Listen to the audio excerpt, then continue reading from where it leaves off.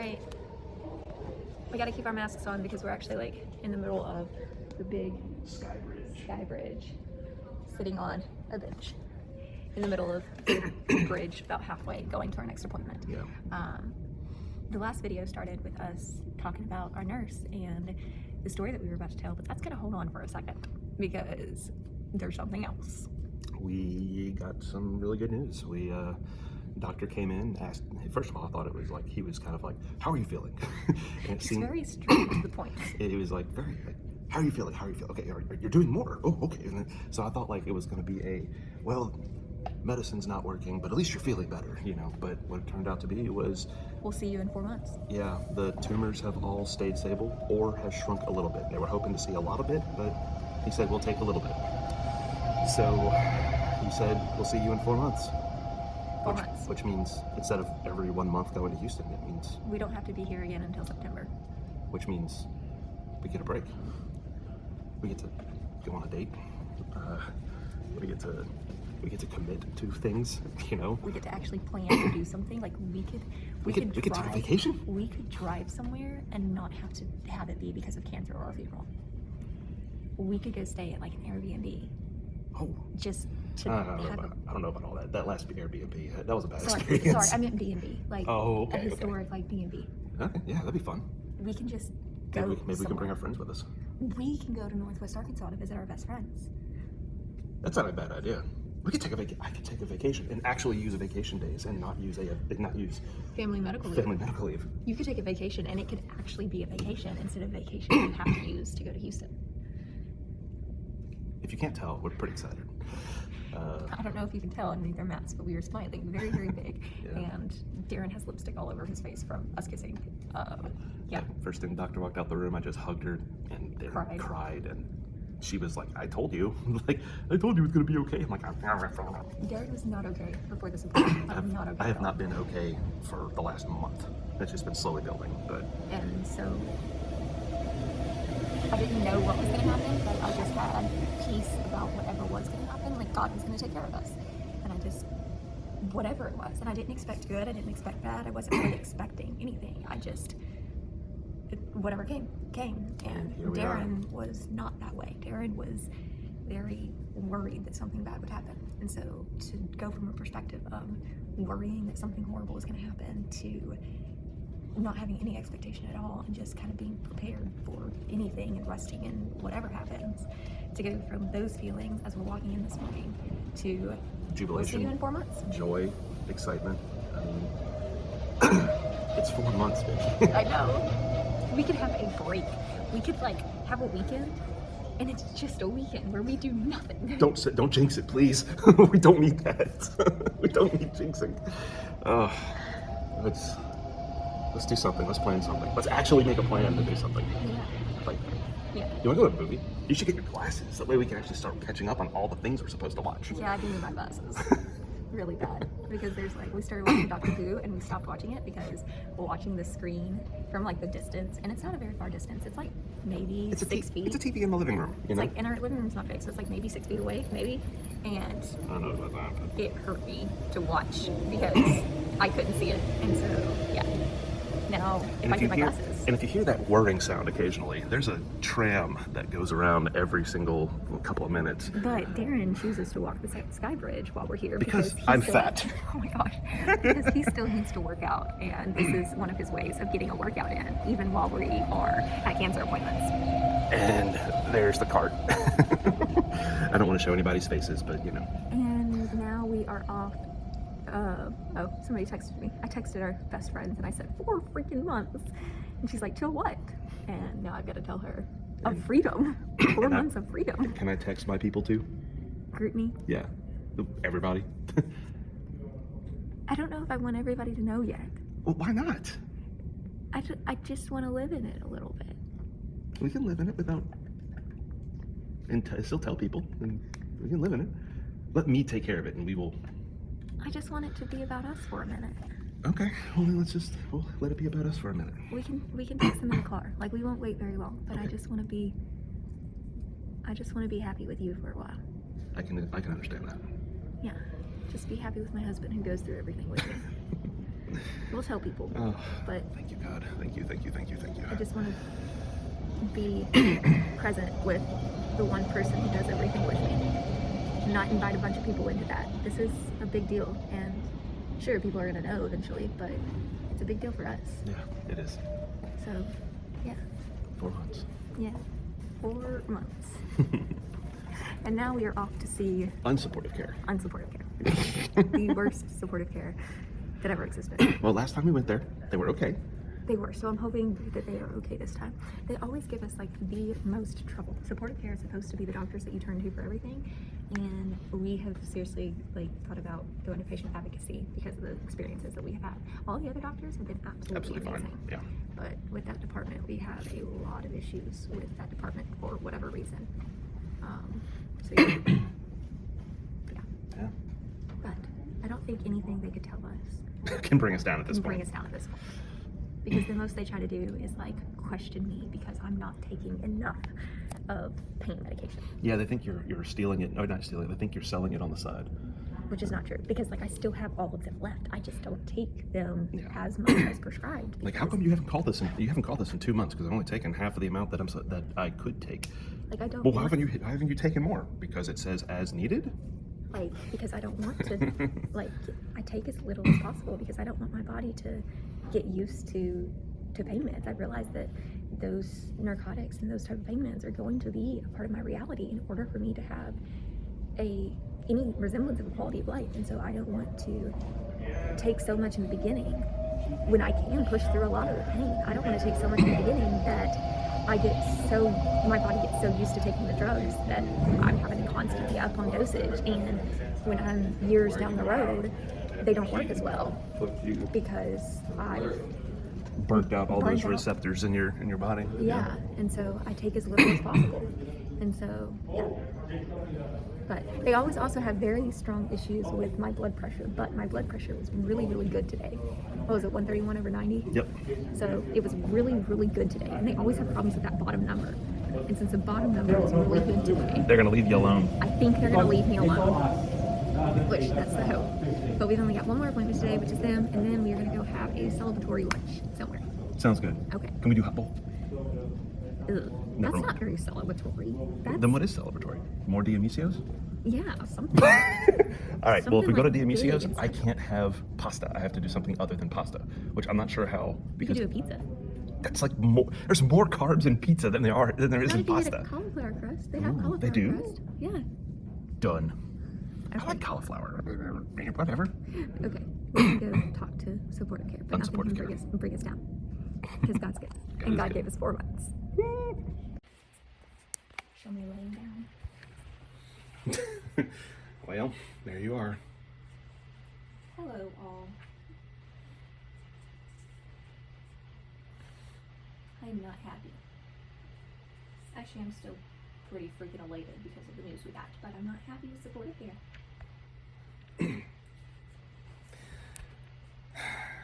We just got done getting some of the best news that we've heard in years, and they're like, we don't like your blood pressure. It was 140/91, and they were like, we want to check it again. And we got here, it was like it was 130/91. Get here, it's like 140/104. Because I hate this place and it always stresses me out.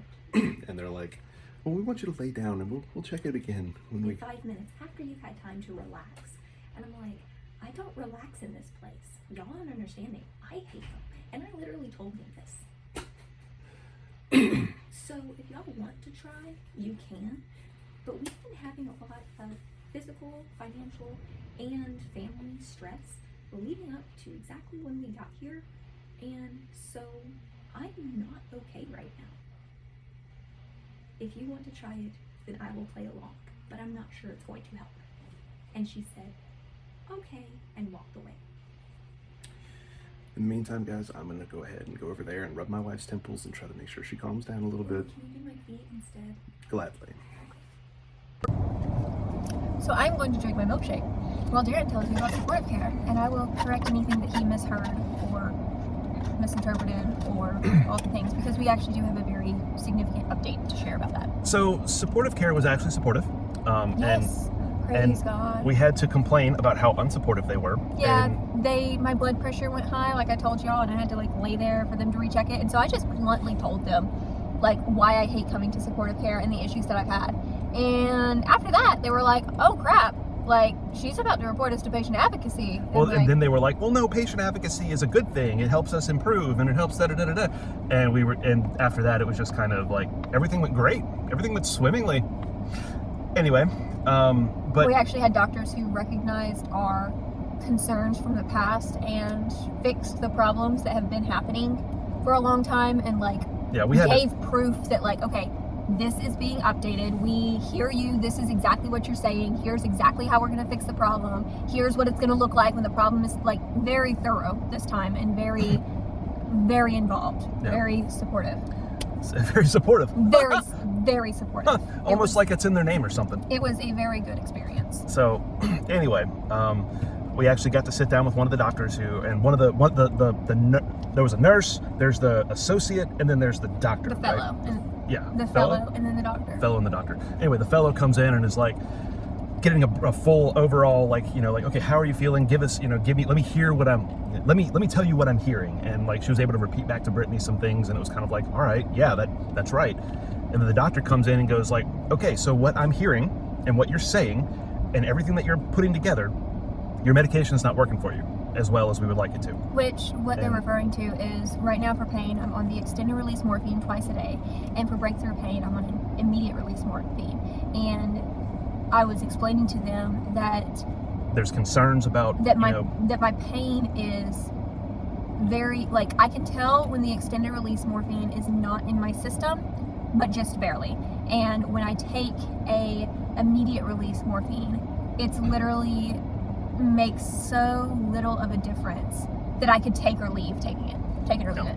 Like, and they're like, okay, that's not okay. Like, something has to change. And I'm like, well, we've tried changing it before. The duloxetine, or not, was it Dilaudid? It's Dilaudid. The Dilaudid didn't work. Like, hydromorphone, which is a fun word. The Dilaudid did not work. It made it to where I was literally sleeping all day and had no function, like, whatsoever, which running your own business and wanting to have an active mind is not quality of life. Like, it was nowhere near close to what I was able to, you know, live my life like. And then then at one point in the very beginning, the regimen that actually worked well was extended release morphine with hydrocodone as breakthrough. But because there's tumors in the liver and we have to watch my liver function, I can't be on hydrocodone because it has acetaminophen in it and it's processed through the liver so heavily. If I take it for long term, then it will build up and damage the liver. I'm still approved to take Tylenol, like if I start running a fever or something, and can take it sporadically as I need, and there's no damage if I just take like one dose every now and then. But having a breakthrough med where you take it 1 to 4 times a day and you're continually taking it every single day, it'll build up and it'll never flush completely, and you'll wind up with damage, with liver damage. So now, but they were also talking about her tumor pain in terms of like, or her cancer pain, possibly being related to fibromyalgia. Which one's worse? We can't tell. It's just like they're both bad. So like there is a difference between one pain versus the other, but we can't tell which one's worse, which one it is. We can't tell which one it is. We can't tell which one's worse, and we can't tell if they just. We can't tell the difference between the cancer pain and the fibromyalgia pain because both have been going on for so long that I'm unable to determine which one is worse and which one is causing more issues and when which pain started getting worse, because it all just blends together so much. And so it makes it really difficult to nail down a treatment regimen. And one of the things that they're now looking at is maybe since the regimen that we've been on has not been helping my pain, then we have to look at the option that maybe the majority of my pain is fibromyalgia related and they've been treating it as if it's cancer related, and maybe my fibromyalgia pain is greater than my cancer pain, but because the cancer pain is still there, they aren't actually treating the problem appropriately, and it's not making as much of a difference as it needs to actually give me quality of life. So they said that they were going to switch drugs and there's some complications here, but the idea is instead of morphine, go to Instead of extended release morphine, switch to methadone, which is a synthetic opioid, kind of like morphine, but kind of not, which works Morphine more is on a natural substance, whereas the methadone is fully synthetic. Lab created. But the idea is that the methadone actually targets nerve pain more than morphine does. Yeah, so if not completely, but it is more than what morphine does for nerve pain, which is the majority of fibromyalgia. Right. So that they're saying that we're going to try to they're going to take us off of morphine, put us on morphine extender, put us off morphine extended release, put us on methadone extended release, and keep us on the breakthrough morphine.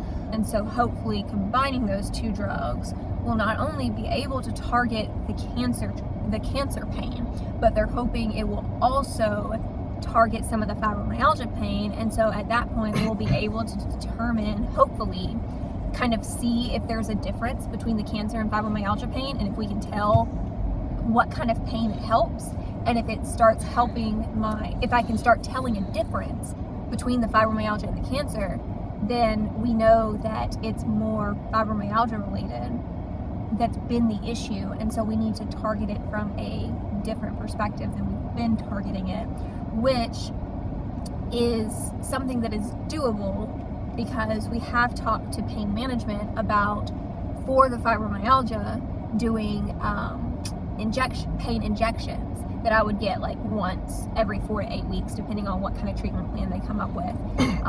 And the injections are supposed to help with fibromyalgia, nerve pain, and be long lasting. And then of course, because fibromyalgia is often triggered by emotional stressors, and it's not like my life is very the most stable. Yeah, it's not stable. Like I have PTSD and anxiety and depression.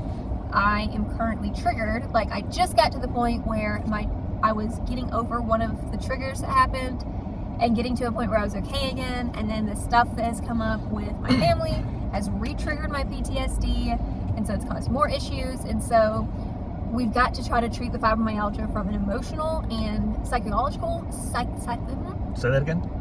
Psychological there you go. standpoint, in hopes that it will over long term help the physical pain, but that is very much a very long term goal. Like it is years in the making rather than weeks in the making. And so in the meantime, they've got to be able to find something that is going to help mitigate whatever pain it is that I'm feeling right now, so that we can improve quality of life, which in turn will also help emotions and stress, because if we can help the pain, then I won't be so burdened by the pain that it only causes more pain.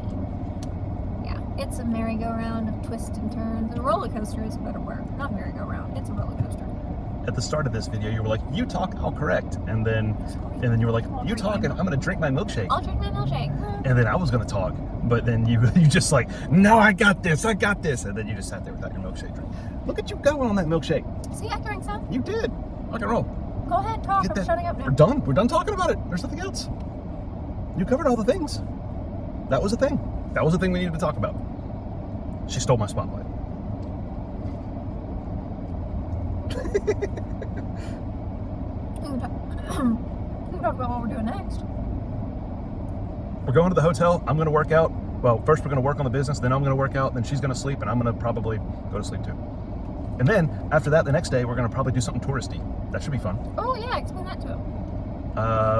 In the entire year and a half, year and some change, since we've been going to Houston, we've never done anything touristy. We've never done anything for ourselves. We've always been go. We did take pictures once. We did take pictures once, but 99% of the time we've been very, non-touristy. It's just all cancer. It's all, needs rather than wants. So we think we're going to do something we want tomorrow. I don't know what that is, but we'll figure it out. And I am definitely going to get some clothes, and you're going to definitely get some clothes. There's going to be some clothes purchases.